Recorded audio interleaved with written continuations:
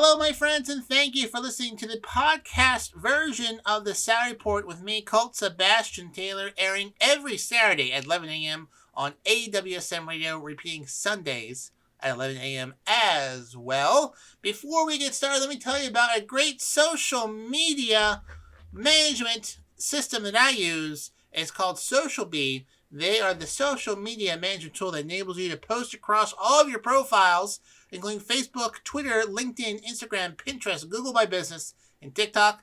They have Canva, Unsplash, and Giftly integrations. You can structure your content in categories for a balanced mix. You can connect an RSS feed to import any blogs that you post. You can customize each post for each social media network individually, automatically generate hashtags, which I do enjoy, recycle evergreen posts, set up scheduling for your posts, have multiple workspaces for team collaboration, and of course, link shortening integrations, including Bitly, which I also use. And you can analyze the performance of your account. So, my friends, try them out. 14 days for free. No credit card needed. No special passcode. Check it out for 2 weeks. I think you'll like them. Socialbee.io. Tell them that Colt Sebastian Taylor sent you. You won't get anything, but it'll be funny if that gets back to me. All right, my friends, let's get started with this week's Saturday Report podcasting here on Anchor.fm. Now broadcasting from his hidden bunker and fully stocked bar, it is the Saturday Report with Colt Sebastian Taylor. Thank you and welcome once again, my friends, to the Saturday Report with me, Colt Sebastian Taylor, adventurer, entrepreneur, and amateur far-off wanderer. And welcome to AWSM Radio, an independent digital-only radio station that plays today's best music, old school classics, along with a rotating cast of all-star DJs. AWSM Radio focuses on mainstream artists, independent artists, along with a variety of interesting talk and music shows throughout the day. All we do, my friends, is entertain, inspire, and inform. And I want to engage with you. I want you to be part of the conversation, so hit me up on the Twitter, on the Instagram, on the Facebook, on the Counter Social, on the Cameo. The Cameo is more for like, you want me to make a video for you. Also on Twitch, also on Threads, which I guess is still a thing, at Colt S. Taylor. And then, of course, you should subscribe to the podcast version of the show at Anchor.fm/Colt S. Taylor. And, of course, ColtSebastianTaylor.com, your go-to place for all things Colt Sebastian Taylor.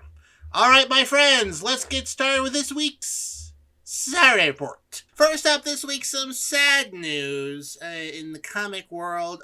Pee Wee Herman, real name Paul Reubens, passed away this week at the age of 70 after dealing with cancer for the last apparently few years, something he did not disclose to the public, but he passed away. It was announced on his Facebook, Instagram, that he had passed away and left a message apologizing for not telling everyone about it, but thanking everyone for the love and the support he has gotten over the many decades and years which he portrayed the character, as well as his other comic work. Now, the whole Pee Wee Herman is a fictional character. Her real name was Paul Reubens.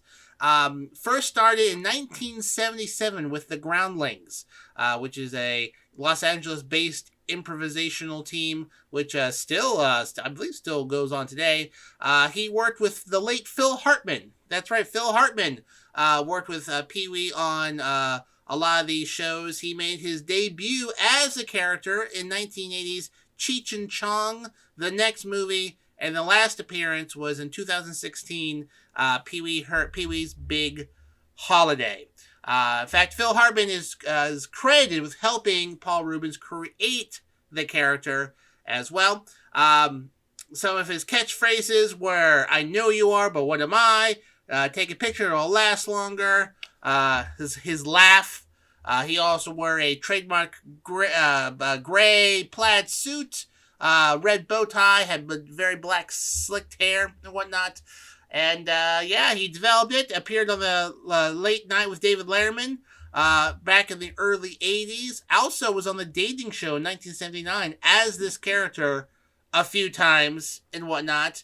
Then he developed a stage show, the Pee Wee Herman Show, which sort of like was a fake children's show that was very raunchy, not the stuff you saw on TV. But then he took it onto the road and whatnot from 1980 to 1992. Like originally, very raunchy, did stage shows with everyone. He appeared on an episode of Mork and Mindy in 1981. Had an HBO special. And then he had Pee Wee's Playhouse. Pee Wee's Playhouse was a show on TV, children's show actually, which was pretty crazy. Very toned down from 1986 to 1990. And then they had reruns into 1991.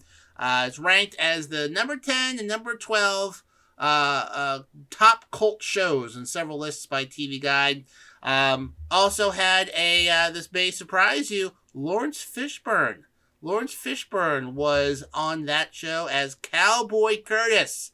It's true. Phil Hartman was on the first season, and there was you can see a very young Lawrence Fishburne as Cowboy Curtis. Unfortunately, Pee Wee Herman, the character, took hit in 1991 when Paul Reubens was arrested in an adult theater for public exposure, which there's a little bit of controversy still to this day that the folks there were just trying to look for a celebrity to arrest and then to make a big name for themselves. But after that, obviously, they couldn't do reruns anymore. Character took a hit. A lot of people think that that caused the cancellation of Pee Wee's Playhouse, but he actually had stopped doing it earlier that year because he got tired of doing the character.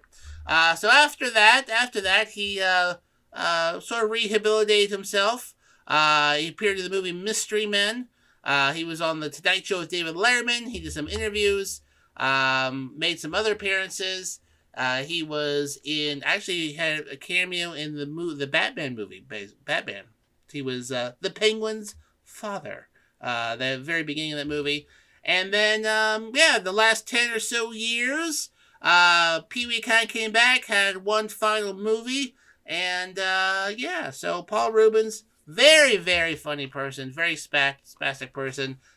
When he, during the Pee Wee's Playhouse, took the character very serious, as in wanting to be a good influence to children. So, even though he was a heavy smoker, no pictures of him smoking or even eating candy bars. Wanted to be a good role model to children while he was portraying that character. So, I would say, my friends, check out an old episode of Pee Wee's Playhouse. They hold up over time, I find.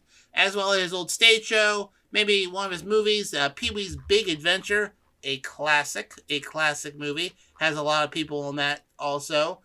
In fact, when he passed away, in the movie Pee Wee's Big Adventure, one of the plot points is he's finding his bike and goes to the Alamo, asking to go to the basement in the Alamo, but there's no Alamo in the basement. Apparently, people still ask that to the day, and when he passed away, the Alamo's Twitter account put out a sort of tweets noting his passing, saying that people still ask people still ask guides every day if there's a basement in the Alamo. So that's sort of the cultural impact Paul Reubens, aka Pee Wee Herman, had.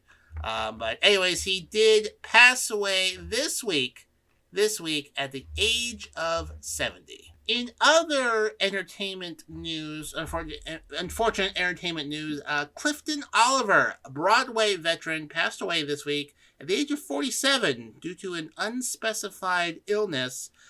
His passing was announced by friends and family who shared the tragic news on social media. According to his sister, Roxy Hall, posted on Facebook, quote, "My baby brother, Clifton Oliver, has had his final curtain call. It was peaceful. His partner Richard was singing to him the song Palm 23 as he took his last breath this morning at 3:20 a.m.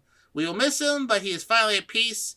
He impacted the lives of people throughout the world as he showcased his amazing talent, kind soul, and loving spirit. Everyone he met, he will be missed, but never forgotten.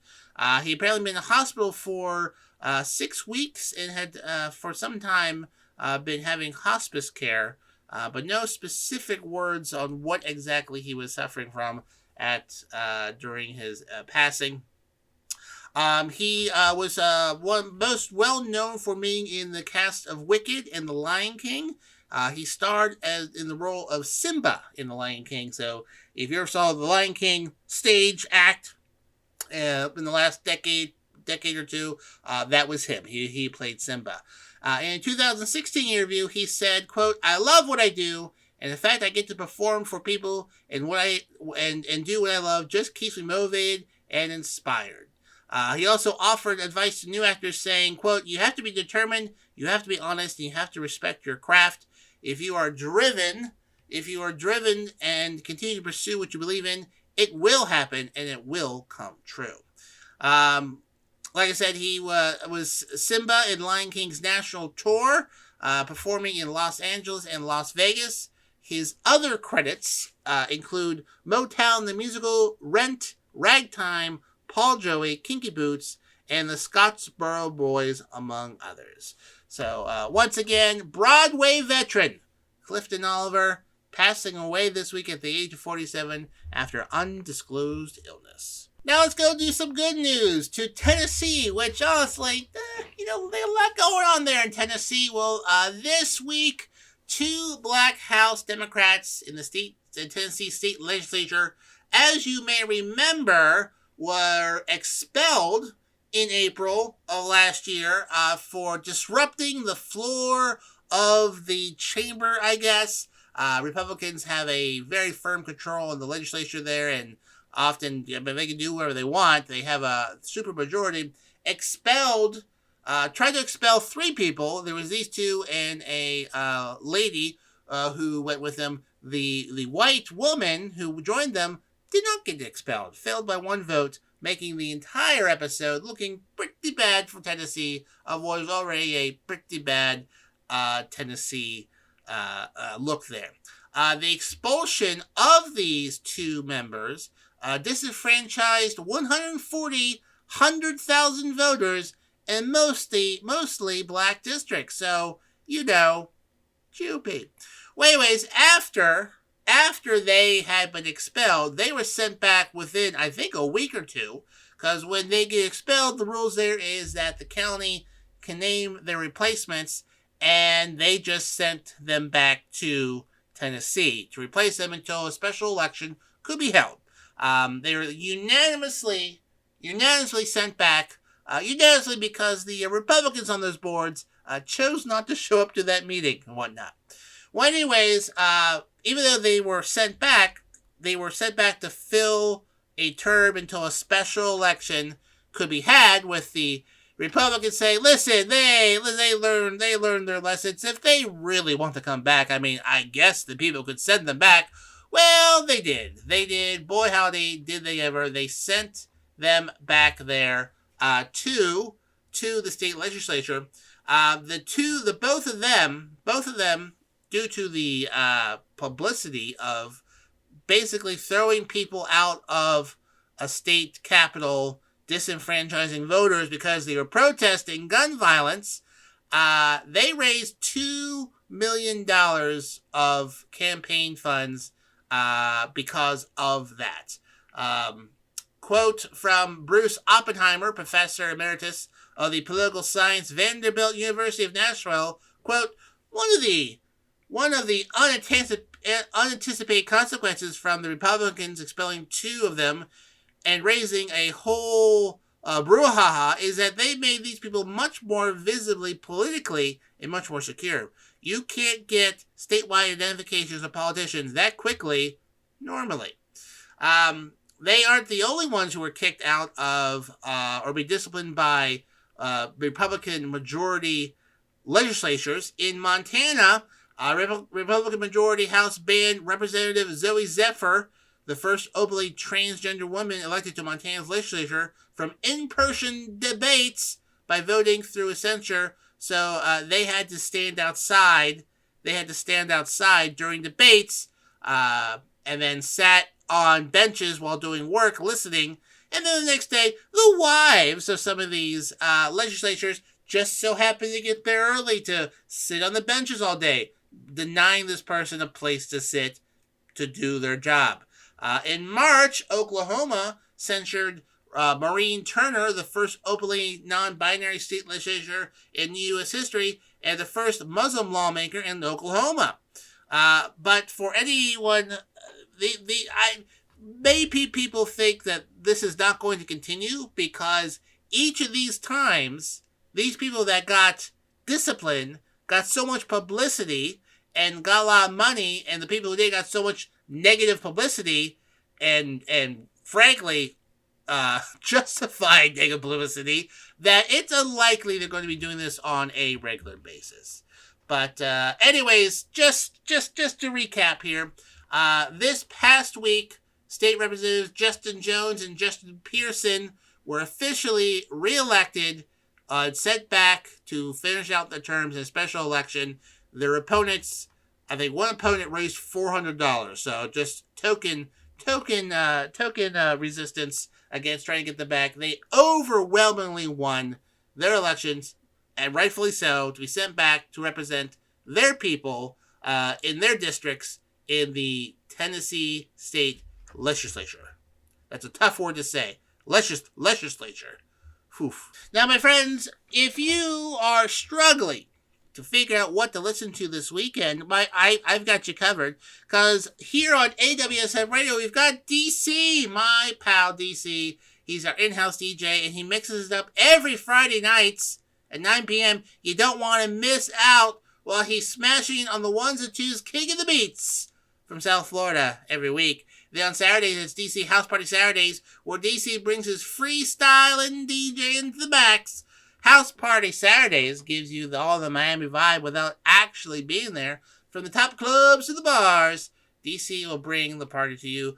That's Saturdays at 10 p.m. And then Sundays at 10 p.m., it's DC Live in Effect again. So just to recap, Fridays at 9 p.m., DC Live in Effect. Saturdays at 10 p.m., DC House Party Saturdays. And then Sundays at 10 p.m., DC Live in Effect, only here on AWSM Radio. Speaking of Florida, I think if you're a regular listener to this program, you know, Florida, I'm not a fan. Not a fan of the governor, not a fan of their general vibe, so to speak. Have several friends down there. Shout out to my pal Munchbox down there, who I play with every Wednesdays on Twitch, online D&D. But I'm just not a fan. Well, apparently, although I read this, I laughed a little bit and whatnot. Apparently, Florida, Central Florida, according to the CDC, leprosy is making a comeback. Yes, leprosy is making a comeback in southeastern United States, particularly in Florida, according to the CDC. It is Central Florida is 81% of the new cases reported in Florida and 1/5 of national reported cases. Central Florida, leprosy. Now, leprosy, very popular in the Bible and whatnot, is curable. There's no more leper colonies where people are just sent to live with other folks with leprosy. People aren't like losing fingers and arms anymore. It is a bacterial infection that attacks the nerves, that can lead to swelling and lesions that get infected, go gangrene, and then things fall off. Can be treated with medication. Treatment usually takes 1 to 2 years. It's not easy to shake, but there is treatment out there. Here's the thing. Scientists aren't exactly sure how you get leprosy. They're not really sure. They haven't quite figured that out. They think prolonged exposure of droplets person to person is the most likely route of transmission, but they really don't actually know. The latest case is from a 54-year-old Central Florida man contracted leprosy without risk factors for known transmission routes, which thinks it's becoming endemic in Central Florida, as it's just kind of out there. The Central Florida man lived in Central Florida his entire life, worked outside in landscaping, spent long times outside. He denied engaging in any domestic or foreign travel, which have been tied to past outbreaks, or contacting armadillos. Yes, my friends, armadillos carry a unique bacterial strain of leprosy that is tied to a high percentage of leprosy cases in the U.S. South, suggesting the likelihood of transmission from animals to humans. So, yes, don't touch armadillos. They might have leprosy. It's kind of a weird thing. According to the CDC report, quote, in summary, our cases add to the growing body of literature suggesting that Central Florida represents an endemic location for leprosy. Travel to this area, even in the absence of other risk factors, should prompt consideration of leprosy in an appropriate clinical setting. Crazy. More than 100 cases have been reported by Florida healthcare officials over the past 5 years, ending in 2021. The CDC says that the endemic, quote, refers to the constant presence or unusual prevalence of a disease or infectious agent in a population within a geographic area. 6 cases of leprosy were reported in California residents between 2017 and 2022. All were U.S. born, as in they're not from a country where leprosy remains widely common. Worldwide, more than 200,000 people are diagnosed with leprosy each year, according to the World Health Organization.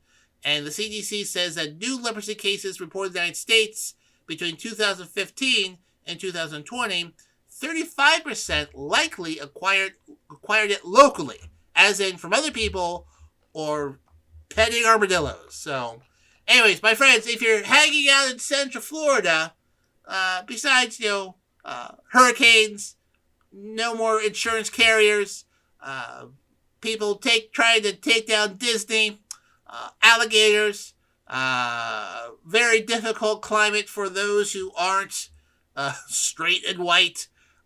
You now have to deal with leprosy. Oldie but goldie, coming back, playing the hits.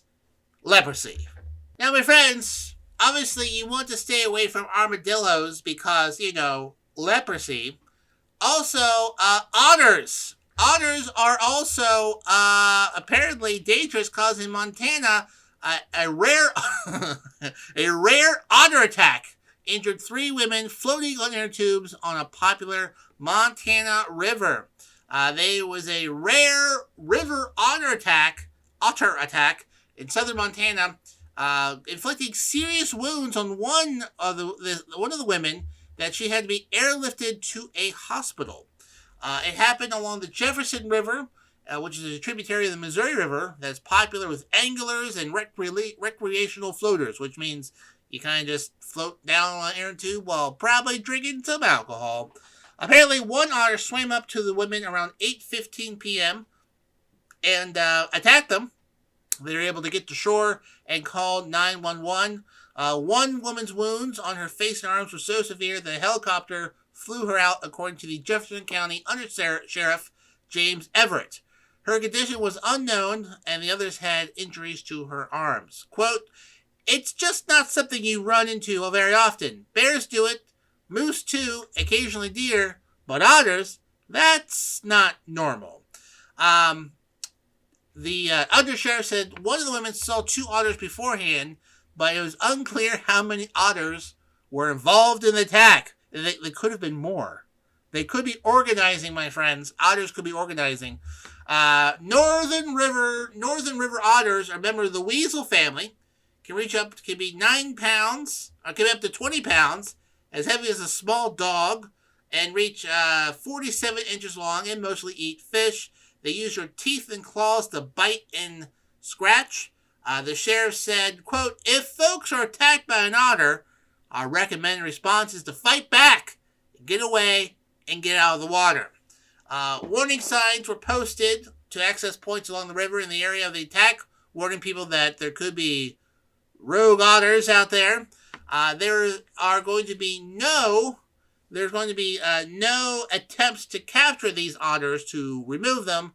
They believe this was a defensive attack and they're not actually aggressive otters out there looking to take people down. They think that the otters got spooked and then attacked. 2 years ago, a 12-year-old boy in an inner tube was attacked also along Montana's Big Hole River by otters. But, yeah, so it happens. And then last month, a sea otter, gained widespread attention for aggressively wrestling surfboards from surfers off the coast of Santa Cruz. So, listen, otters, they're adorable, sure, whatever, but they can be dangerous, could bite you, could steal your surfboard. They oughter not come around my neighborhood, because, well, we don't have any rivers that they would really like, I think. But, anyways, watch out for otters. Cute, but dangerous. We now go over the border of Montana into Canada, where this week, Alberta decided to withdraw from consideration for the Commonwealth Games to be held there in Canada. The Commonwealth Games, a lesser known, well, I mean, if you're from the Commonwealth, but a sort of a smaller version of the Olympics where the Commonwealth nations, Commonwealths, those associated previously with Great Britain, either still or in the past get together, have a sports competition. So if you have no history with the United Kingdom, you don't come. So like France doesn't go to the Commonwealth Games, but like Canada, Australia, New Zealand, well, they do. But anyways, they have it every 4 years. But Alberta is the third Canadian area that has pulled the plug on the 2030 Commonwealth Games due to lack of governmental enthusiasm. The province cited a financial risk and an estimated price tag of $2.68 billion. Crazy. This comes after Hamilton's pursuit of the 2030 game and Victoria Volunteer Group's interest in 2026 also expired this year because of Ontario and British Columbia government disinterest. Alberta's 2030 bid committee called the provincial government's move an unexpected decision, as the organization had yet to take its pitch to the public. The bid involved Calgary, Edmonton, as well as the Enoch Cree Nation, the Tusinia Nation as well. Alberta, another quote from Alberta 2030 Bidco said in a statement, "We're disappointed and we will not be commenting further." And the provincial government of Alberta said the games would not generate enough revenue to cover the costs. Quote, "The corporate sponsorship model and limited broadcast revenue for the Commonwealth Games would have put 93% of the financial burden and risks on Albertans," said Alberta Tourism and Sports Minister Joseph Scow in a statement. Quote, "Alberta has a successful history of hosting major international multi-sport games in our province, and any proposal to host major games is considered with interest of Alberta's taxpayers at top of mind. We are committed to remain transparent with Albertans about the cost of hosting international sporting events and clearly demonstrating a return on our investment for the people and communities of Alberta. This is why we have made a decision not to continue pursuing the bid of the 2030 Commonwealth Games." So, I mean, also not the first time this has happened. Other Canadian areas have withdrawn their bids for Commonwealth Games, Olympic Games as well, just for the expense. It's expense. Very, very, very expensive to host these games. They want to have them, but the expense associated with them is rough. And many, many other places have shown that billions of dollars are put into infrastructure for these big games, and then 10 years later, most of them are abandoned. There's a lot of abandoned China Olympic game venues that are just overgrown with grass and whatnot. So a lot of these places are seeing the cost not being worth the publicity that they get. And once again, another place has pulled out of it altogether. The last city to host a Commonwealth game was Victoria, in 1994. 1994. And that was the last time it was held there. And the 2030 bid is the 100th anniversary of the games, which first started as the British Empire Games in 1930. So, no word yet on who's hosting it. Still got 7 years to sort it out, but doesn't look like it's going to happen in Canada anytime soon. Well, my friends, Alberta is not hosting the Commonwealth Games. We do have someone to host your commute home from work every weekday, Monday through Friday, 5 p.m. to 7 p.m. That's right. I'm talking about the Rock Sessions. The Rock Sessions is our drive time show, making sure that your evening commute home is fun, featuring the hottest music on the charts and some other surprises in between. My friend Rocks will make it rock style. Like I said, Monday, Tuesday, Wednesday, Thursday, Friday, 5 p.m., 7 p.m., only here, my friends, on AWSM Radio. We now go to Maine, where an 87-year-old Maine woman fought off an intruder in her home and then gave him some snacks. Now, this is not as sweet as it sounds. She gave him snacks while dialing 911. So apparently, a woman awoke in her home to find an intruder standing over her last week. An 87-year-old woman fought off the teenager and then distracted him with snacks while she called 911. Majora Perkins, which is the elderly lady, says she was home alone when the teen broke in by moving the side panel next to her air conditioner and squeezed through the gap. She recognized the teen who had mowed her lawn a decade ago. He said, according to her, to the newspaper, she said, this is her quote, he said, "Baby, I'll do it in my grandmother's voice." "Oh," he said, "I'm going to cut you. I thought to myself, if he's going to cut me, I'm going to kick." So I jumped into my shoes. According then, the teen, who had a water bottle full of booze, punched and pushed her before heading to the kitchen, telling her he was hungry. So she gave him crackers, peanut butter, and 2 containers of Ensure, 2 tangerines. While doing this, she dialed 911 from her rotary phone while he ate. So, you know, it's not like, doot, doot, doot, 911, it's chick, the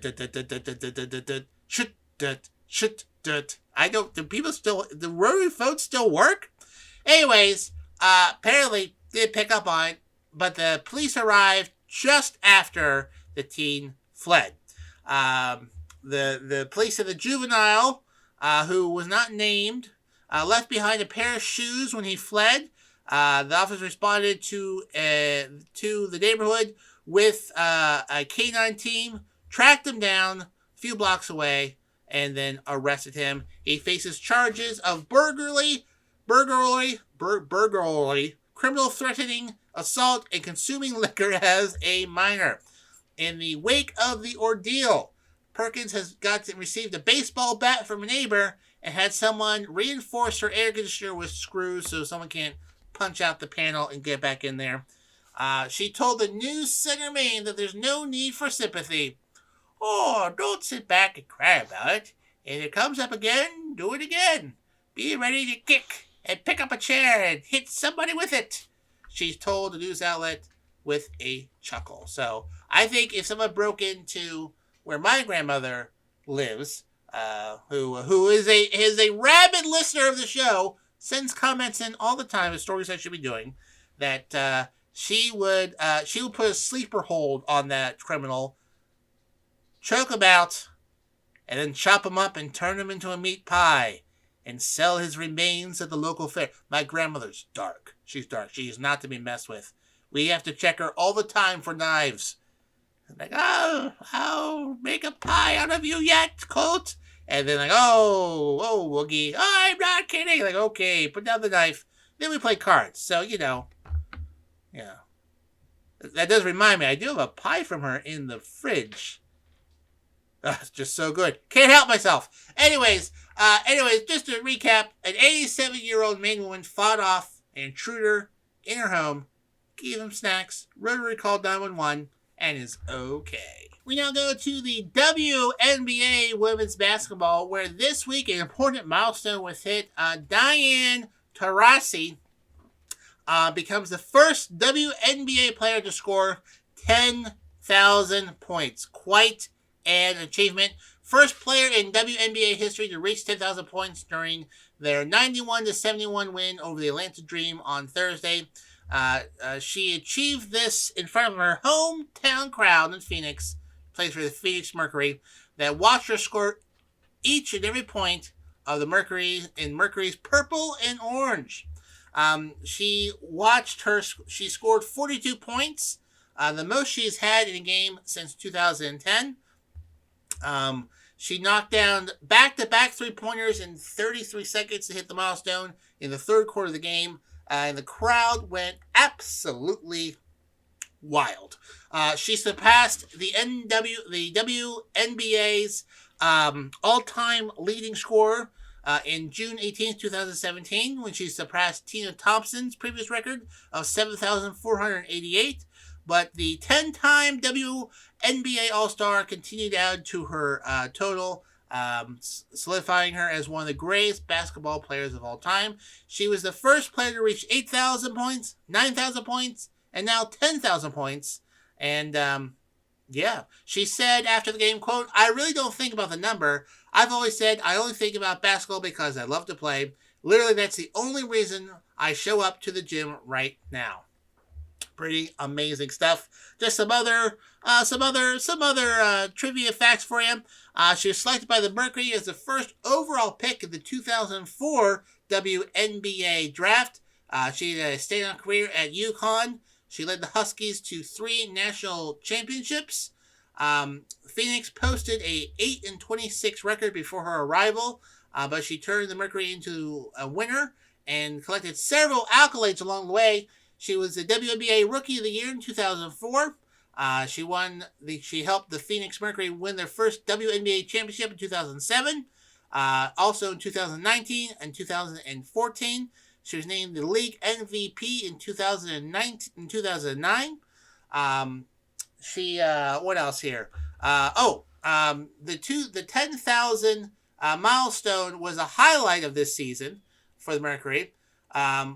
But it was also very disappointing as well. They're a 7-19. They also welcomed back. This is also the team where Brittany Griner plays for, who had 10th-month detainment in Russia. And then Vanessa Nygaard was fired late June due to the poor record of the Phoenix Mercury, who are now 7-19, tied for the second worst in the league, unfortunately. But the 19-year-old WNBA veteran added a lot to that evening by reaching 10,000 points. She is obsessed with basketball, but did note that underwhelming seasons such as this one have made her ponder when she should hang up her sneakers for good. Quote, "I've given my life to this game. I still love to play. I love to prepare. I love to compete. That's why I keep coming back. But years like this take a toll on you. Sometimes I feel like insanity. Even when I'm doing it, I think I should be in Hawaii, hanging out with my friends and my kids, and I'm in Indianapolis." She has 2 children, Leo and daughter, with her wife Penny Taylor, a former teammate. Quote, "Hopefully I keep coming back. Maybe not. We'll see." Besides in the WNBA, she has won 5 Olympic gold medals in 2004, 8, 12, 16, and 20. Competed in 3 FIBA World Cups, 2010, 2014, 2018, representing the United States. She's one of only 16 players to win an Olympic gold medal, WNBA championship, and an NCAA title. Crazy. Of the top 10 point scorers in the WNBA, she's number 1. Number 8 and number 9 are still active players in the WNBA. Number 8 is Dawana Bonner at 6,680, and number 9 is Candace Parker at 6,574 points. But they got a long way to go to get up to 10,000. Long way to go up to 10,000. But anyways, just as a trivia historical note here, once again, Diana Taurasi of the Mercury Legend becomes of the Phoenix Mercury becomes the first WNBA player to score 10,000 points. Number 2 is at 7,488. So there's a big gap between number 1 and number 2. So congratulations, you amazing basketball player. Speaking of basketball, we do have 2 amazing sports shows here on AWSM Radio, both on Wednesday. Wednesday nights at 9 p.m., it's To the Rack with Mac. To the Rack with Mac is your go-to spot for all things basketball. Join NBA expert Mac Daddy as he brings you a full hour of high-flying hoops expertise for all things NBA.